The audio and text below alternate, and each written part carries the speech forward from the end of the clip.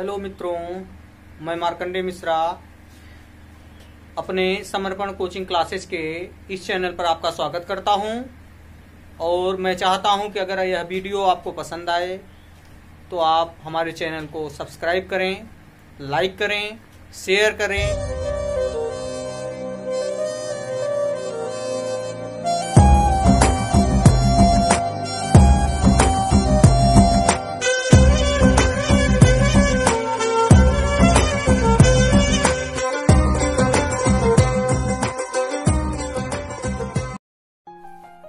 Hello students, आज हम class 9th का पहला चैप्टर स्टार्ट करने जा रहे हैं, हमारे आसपास के पदार्थ। यह एक विज्ञान की क्लास है जिसमें सबसे पहले हम विज्ञान के बारे में जानेंगे।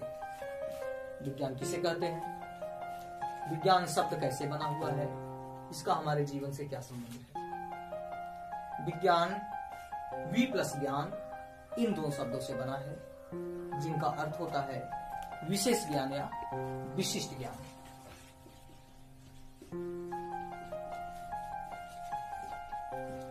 वि प्लस ज्ञान विज्ञान, जिसका अर्थ है विशिष्ट ज्ञान। अब यह प्रश्न उठता है कि ज्ञान किसे कहते हैं और यह ज्ञान विज्ञान कब हो जाता है। तो सबसे पहले प्रश्न उठता है कि ज्ञान क्या होता है। तो ज्ञान सत्य का अनुभव है। सत्य के अनुभव को, सत्य का अनुभव ज्ञान कहलाता है। और यह ज्ञान विज्ञान कब बनता है, जब हम सत्य की खोज करते हैं। तो विज्ञान कब बनता है, जब हम सत्य की खोज कर लेते हैं।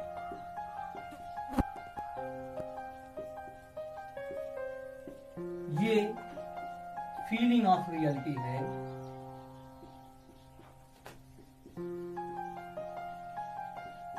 और यह सर्चिंग ऑफ रियलिटी है।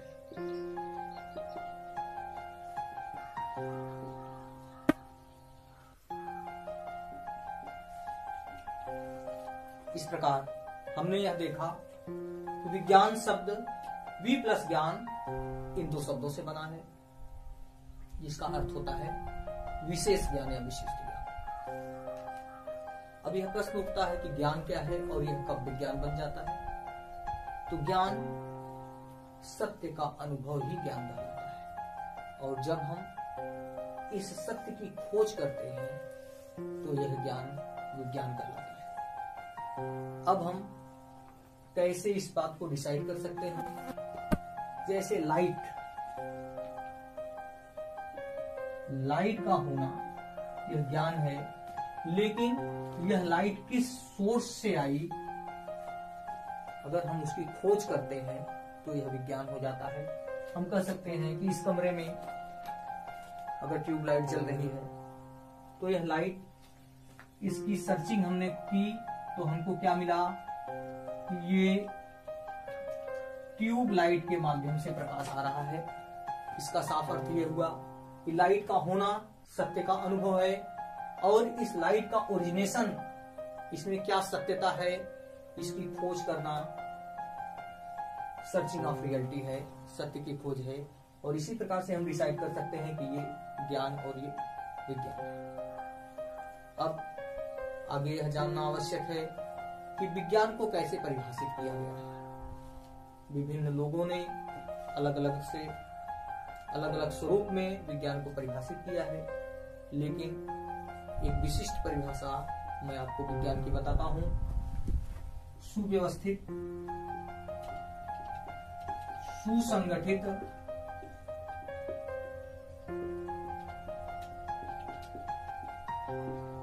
एवं क्रमबद्ध,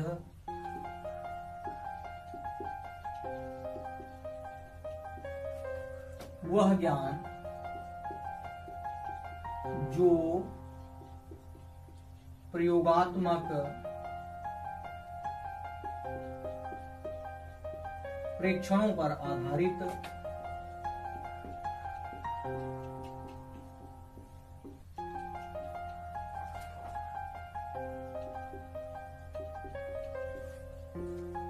अन्वेषण के फलस्वरूप प्राप्त होता है।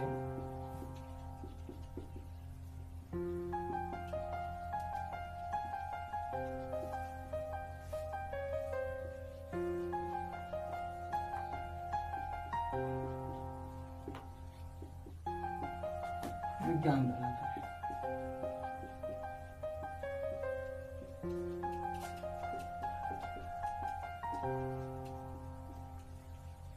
इस प्रकार आपने स्पष्ट किया कि विज्ञान की परिभाषा है सुव्यवस्थित, सुसंगठित एवं क्रमबद्ध वह ज्ञान जो प्रयोगात्मक परीक्षणों पर आधारित अन्वेषणों के फलस्वरूप प्राप्त होता है, विज्ञान कहलाता है। विज्ञान शब्द की इंग्लिश साइंस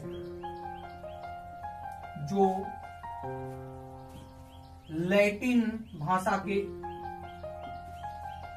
शब्द साइंटिया से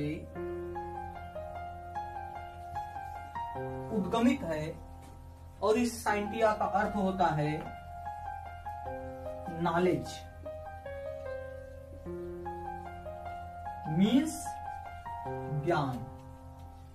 और यह साइंटिया शब्द भी लैटिन भाषा के ही एक शब्द स्कायर से उद्गमित है जिसका अर्थ होता है टू नो, मीन्स जानना। तो इस प्रकार हम यह निष्कर्ष निकाल सकते हैं किसी विषय के बारे में, किसी व्यक्ति के बारे में, किसी वस्तु के बारे में संपूर्ण ज्ञान जो कि विभिन्न तरीकों द्वारा प्राप्त किया जाता है उसे विज्ञान कहते हैं। और यह तरीके क्या हैं? ये तरीके हैं विज्ञान के चरण। विज्ञान के चरण के द्वारा हम किसी ज्ञान का अर्जन करते हैं।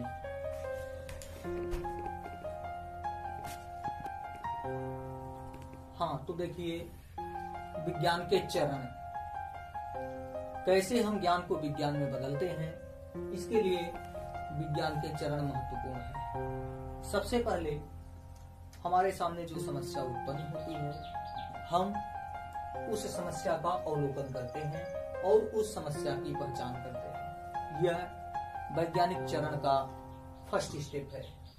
दूसरे स्टेप में हम उस समस्या से संबंधित परिकल्पनाओं को करते हैं और तीसरे स्टेप में इन परिकल्पनाओं से जो तथ्यात्मक बातें होती हैं उनका चयन करते हैं और इन बातों से संबंधित आंकड़ों को इकट्ठा किया जाता है और इकट्ठा करने के बाद इन पर कुछ आधारभूत प्रयोग किए जाते हैं और इन प्रयोगों द्वारा प्राप्त निष्कर्षों को हम एकत्रित करते हैं और एकत्रित करने के बाद जो निष्कर्ष हम निकालते हैं उसे सैद्धांतिक रूप में प्रस्तुत किया जाता है और इस प्रकार से कोई ज्ञान विशिष्ट रूप में सैद्धांतिक स्वरूप प्राप्त कर लेता है और वह एक सिद्धांत के रूप में सामने आ जाता है। अब हम पढ़ेंगे विज्ञान का वर्गीकरण।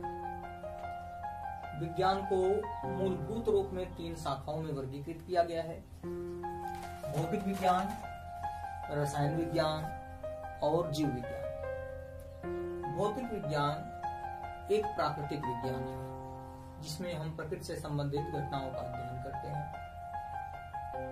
इसमें हम द्रव्य और ऊर्जा तथा द्रव्य और ऊर्जा के बीच होने वाली अन्योन्य क्रियाओं का अध्ययन करते हैं, जबकि रसायन विज्ञान में हम पदार्थ या द्रव्य का अध्ययन करते हैं और जीव विज्ञान में सजीवों का अध्ययन किया जाता है।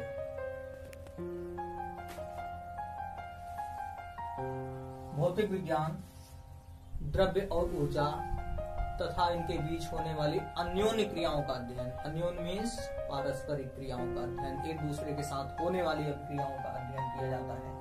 रसायन विज्ञान में द्रव्य, इसके संगठन, इसकी संरचना, इनके बीच होने वाली पारस्परिक रासायनिक अभिक्रियाओं और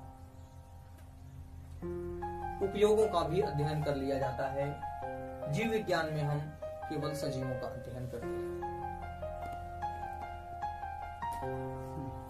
जैसा कि आपने देखा, विज्ञान को 3 प्रमुख शाखाओं में बांटा गया: भौतिक विज्ञान, रसायन विज्ञान और जीव विज्ञान। भौतिक विज्ञान को आगे 2 अन्य मुख्य शाखाओं में बांटा गया: चिर सम्मत भौतिकी और आधुनिक भौतिकी। चिर सम्मत भौतिकी में विद्युतिकी, प्रकाशिकी, चुंबकी आदि क्षेत्रों का अध्ययन किया जाता है, जबकि आधुनिक भौतिकी में नाभिक, परमाणु, अर्धचालक और इसी प्रकार के ढेर सारे तथ्यों का अध्ययन किया जाता है। रसायन विज्ञान की 3 मुख्य शाखाएं हैं: भौतिक रसायन, अकार्बनिक रसायन और कार्बनिक रसायन। भौतिक रसायन में रसायन विज्ञान के नियमों और सिद्धांतों का अध्ययन किया जाता है, जबकि अकार्बनिक रसायन में तत्वों और अकार्बनिक यौगिकों का अध्ययन करते हैं और कार्बनिक रसायन में कार्बनिक यौगिकों का अध्ययन किया जाता है। अगली शाखा जीव विज्ञान, जो जंतु और वनस्पतियों का अलग अलग अध्ययन करवाती है। जंतुओं का अध्ययन जंतु विज्ञान के अंतर्गत और वनस्पतियों का अध्ययन वनस्पति विज्ञान के अंतर्गत किया जाता है। अब आगे हम देखते हैं पदार्थ। पदार्थ या द्रव्य किसे कहते हैं? तो इसके लिए यह जान लीजिए कि ब्रह्मांड का वह अवयव जो स्थान घेरता है, जिसमें द्रव्यमान होता है और जिसका अनुभव हम अपने ज्ञानेंद्रियों द्वारा कर सकते हैं, पदार्थ या द्रव्य कहलाता है। जैसा कि आपने इस परिभाषा में देखा कि ब्रह्मांड का वह समस्त अवयव जो स्थान घेरता है और जिसमें द्रव्यमान होता है। यहाँ एक प्रमुख शब्द हमको मिलता है, द्रव्यमान, और जिसका अनुभव हम अपनी ज्ञानेंद्रियों द्वारा करते हैं। यहाँ पर ये 2 शब्द ऐसे हैं जिनके बारे में डिस्कशन कर लेना चाहिए। तो द्रव्यमान क्या होता है? किसी वस्तु में उपस्थित पदार्थ की मात्रा या किसी वस्तु में निहित पदार्थ की मात्रा उसका द्रव्यमान कहलाती है, और किसी वस्तु में जड़त्व की माप ही उसका द्रव्यमान होती है। इसका एसआई मात्रक ग्राम या किलोग्राम होता है। अगला वर्ड जो हमको मिलता है ज्ञानेंद्रियों, तो हमारे पास 5 ज्ञानेंद्रियां होती हैं जिनके द्वारा हम पदार्थ का अनुभव कर लेते हैं। ये ज्ञानेंद्रियां क्या है? आंख, नाक, जीभ, त्वचा और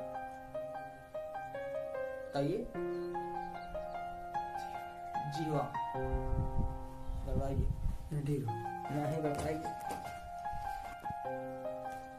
ये ज्ञानेंद्रियां हैं आंख, कान, नाक, जीभ और त्वचा।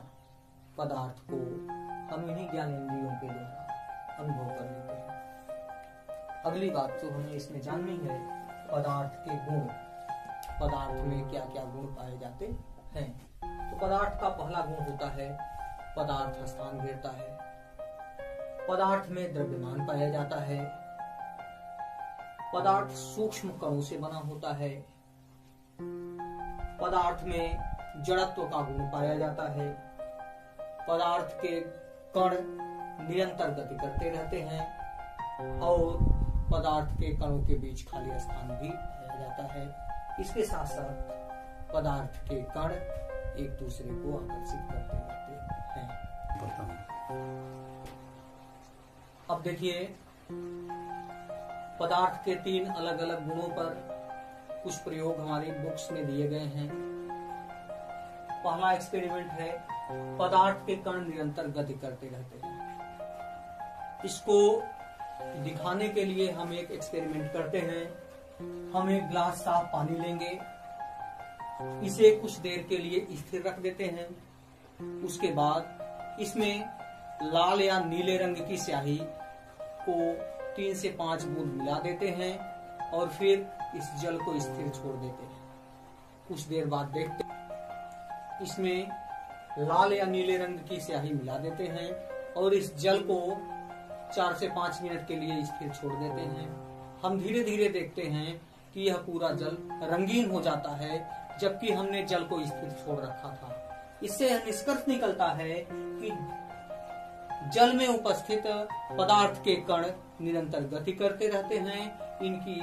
इस गति के कारण जल में डाली गई स्याही पूरे जल में फैल जाती है और जल रंगीन हो जाता है। दूसरा प्रयोग जो पदार्थ के दूसरे गुण पर आधारित है वह है कि पदार्थ के कणों के बीच खाली स्थान पाया जाता है। इसको प्रूव करने के लिए हम एक एक्सपेरिमेंट करते हैं। हम एक ग्लास स्वच्छ पानी लेते हैं और इस पानी की सतह जहां तक होती है मार्कर से हम कोई निशान लगा देते हैं और फिर अगले स्टेप में हम नमक या चीनी को 1 या 2 चम्मच उस पानी में डाल करके और इसे हिलाते हैं और फिर उस मार्क को देखते हैं जो हमने ग्लास पर लगाया हुआ था। हम देखते हैं कि ग्लास में लगे हुए मार्क में कोई चेंजिंग नहीं होती है, मार्क ज्यों का त्यों रहता है, लेकिन चीनी या नमक जो हमने पानी में डाला था वह घुल जाता है। इससे यह निष्कर्ष निकलता है कि पदार्थ के कणों के बीच खाली स्थान होता है और हम कह सकते हैं कि जल के कणों के बीच जो खाली स्थान था, नमक या चीनी के कण उसमें एडजस्ट हो गए, उसमें व्यवस्थित हो गए। इससे यह निष्कर्ष निकलता है कि पदार्थ के कणों के बीच खाली स्थान पाया जाता है। तीसरा एक्सपेरिमेंट जो हमारी बुक्स में है, पदार्थ के कण एक दूसरे को आकर्षित करते हैं। इसके लिए हमें किसी टोटी के पास जाना पड़ेगा और टोटी से गिरती हुई जल की धारा को अपने उंगली से रोकना होगा। थोड़ा सा नीचे आने पर हमको ऐसा लगेगा कि जल 2 भागों में बट रहा है, लेकिन आगे नीचे जाकर के वह जल धारा फिर से एकीकृत हो जाती है, एक हो जाती है। इससे यह निष्कर्ष निकलता है कि पदार्थ के कणों के बीच आकर्षण बल पाया जाता है। आगे देखते हैं द्रव्य का वर्गीकरण। द्रव्य के वर्गीकरण के संबंध में 2 अवधारणाएं हैं, एक प्राचीन अवधारणा और दूसरी आधुनिक अवधारणा। प्राचीन अवधारणा पंच तत्व के सिद्धांत पर आधारित है। प्राचीन समय में यह माना जाता था कि इस ब्रह्मांड के समस्त अवयव 5 प्रकार के हो सकते हैं और इन्हीं 5 अवयवों को पंच तत्व कहा जाता था। ये पंच तत्व हैं पृथ्वी, जल, आकाश, आग और वायु। लेकिन वर्तमान समय में आधुनिक खोजों ने इस प्राचीन अवधारणा को समाप्त कर दिया। अब आधुनिक अवधारणा है जो द्रव्य को 2 आधारों पर वर्गीकृत करती है। पहला आधार है गतिज आणविक सिद्धांत के आधार पर द्रव्य का वर्गीकरण। इस आधार पर यह माना जाता है कि द्रव्य का निर्माण सूक्ष्म कणों से होता है और इन कणों के बीच खाली स्थान पाया जाता है तथा इन कणों के बीच परस्पर आकर्षण और प्रतिकर्षण बल कार्य करते हैं। इन आकर्षण और प्रतिकर्षण बलों को क्रमशः अंतरा आणविक आकर्षण बल और अंतरा आणविक प्रतिकर्षण बल कहते हैं। सुविधा की दृष्टि से इन्हें शार्ट में IMFA intermolecular force of attraction और इंटरमॉलिक्यूलर फोर्स ऑफ रिपल्सन के द्वारा प्रेजेंट कर लिया जाता है और इस आधार पर पदार्थ की 5 भौतिक अवस्थाएं होती हैं पहली भौतिक अवस्था है ठोस अवस्था। इस अवस्था में IMFA का मान IMFR के मान से बहुत बहुत बड़ा होता है, जबकि द्रव अवस्था में IMFA का मान IMFR के मान से बड़ा होता है। जबकि जब IMFA का मान IMFR के मान से छोटा हो तो यह अवस्था पदार्थ की गैसीय अवस्था होती है। दो अन्य अवस्थाएं भी पदार्थ की पाई जाती हैं और जिन्हें माध्यमिक अवस्थाएं भी कहा जाता है। जब IMFA का मान IMFR के बराबर होता है, ऐसी अवस्था में जो पदार्थ पाया जाता है वह प्लाज्मा अवस्था में होता है और यह अवस्था ठोस व द्रव के बीच की अवस्था होती है। जबकि यदि IMFA का मान IMFR के मान के बराबर हो, ऐसी स्थिति में जो पदार्थ होगा वह बोस-आइंस्टीन संघनक होगा और ऐसी अवस्था द्रव व गैस के बीच की अवस्था होती है। That's all. Thank you.